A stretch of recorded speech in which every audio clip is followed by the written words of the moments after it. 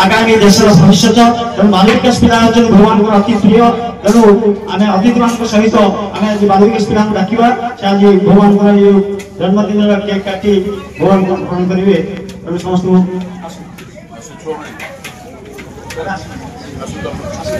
समस्त अतिथि बालविकास बाबा प्रिय कुनी कुनी पिला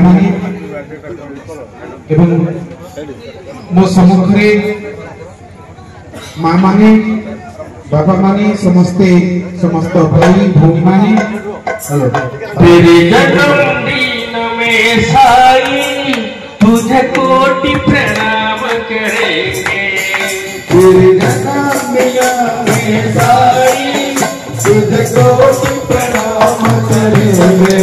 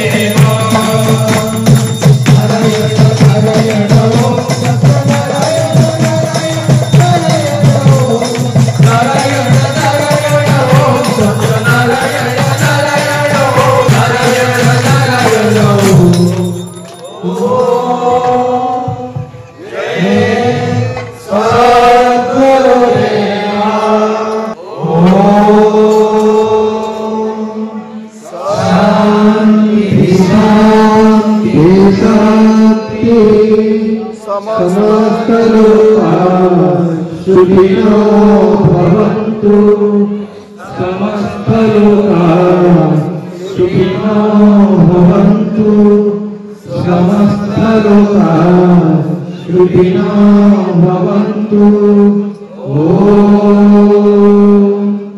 शांति शांति। जय बोलो भगवान श्री सत्य साई